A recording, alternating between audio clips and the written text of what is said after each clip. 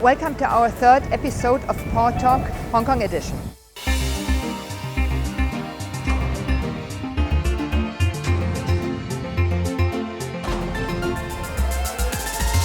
Port Talk by Port of Hamburg.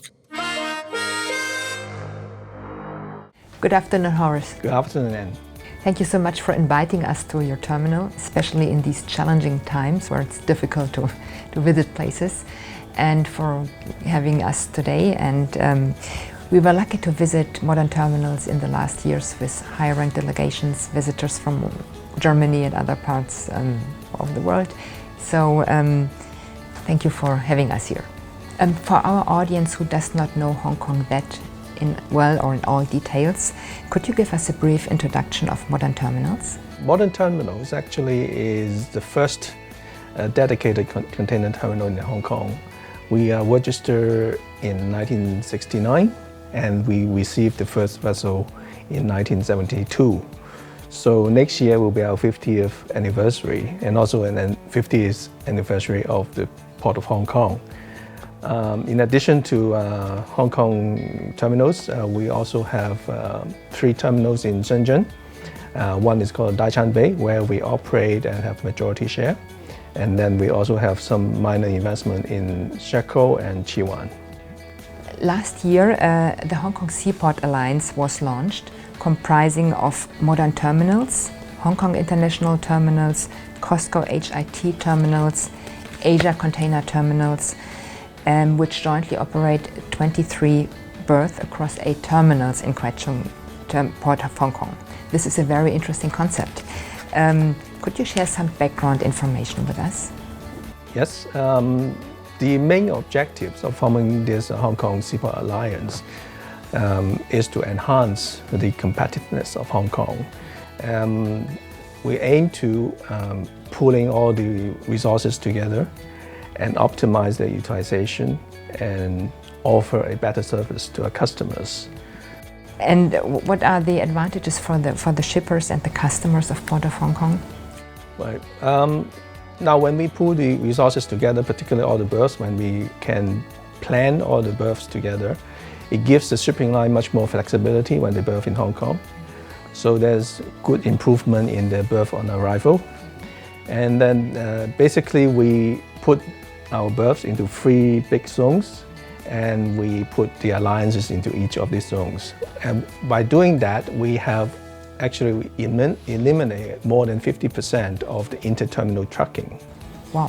So that not only save costs, also improve efficiency and doing good job to the environment. We cut down the carbon dioxide emission a lot. At the same time, help them to grow their business too. Sounds like a win-win situation. Yes. For everyone, and especially I think in these times where in other ports sometimes vessels have to wait for a long time. It's good to be in Hong Kong and relatively on time. Yeah. Talking about the Greater Bay Area or Pearl River Delta, how do you see the role of Port of Hong Kong in the Greater Bay Area and the future development of the port? Right. Actually, the Greater Bay Area is really great. It's a very big area. Hong Kong in the past has transformed from an import-export port into a transshipment hub. Together with the other ports across the border in Shenzhen and in Guangzhou, altogether we have like 65 million TEU in this area. So it's a big port cluster. Each of us have our own specialties. Hong Kong, as I said, is a transshipment hub today. We need to continue to do what we are best at, and with a better coordination and planning around this Great Bay Area. I believe Hong Kong still play a very important role in this area. Yes. So as this interview is reaching out to many shippers doing business with Hong Kong and the Greater Bay Area, why routing through Hong Kong is in their interest?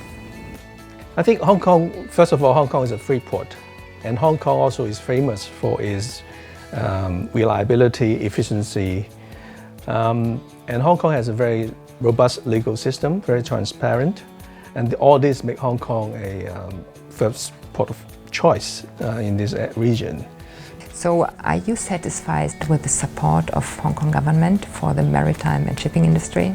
In Hong Kong, we work very closely with the Hong Kong government. They try their best to provide, like in recent years, they just deepened the channel to 17 meters to facilitate the big vessels coming in. And we are talking to them about some land requirements or barge berth arrangements. So we welcome all these policies to support the development of Hong Kong. In the years to come, we still need to work with them to make Hong Kong a smart port and make Hong Kong a green port. Today, Hong Kong is operating, the Port of Hong Kong is operating at a very healthy level of utilization. We have some buffer capacity to handle anything ad hoc or disruption in the logistics chain or supply chain. For example, like the COVID situation or like the Suez Canal disruption. And Hong Kong sits right at the mouth of the Pearl River Delta, well connected by road, by barge to the Pearl River Delta or the Greater Bay Area. A hot box in Hong Kong you can pick up by the consignee in less than 50 minutes and travel from Hong Kong to Shenzhen an hour, travel from Hong Kong to Guangzhou 4 hours. So Hong Kong is still a very key port in the region, I believe, in the future. Horace, sincere thanks for all your past support in receiving our delegations and your current support and for having us here. And I'm looking forward for the next time we meet, and hopefully again travel will be possible soon. You're most welcome. Thank you very much. Thank you very much.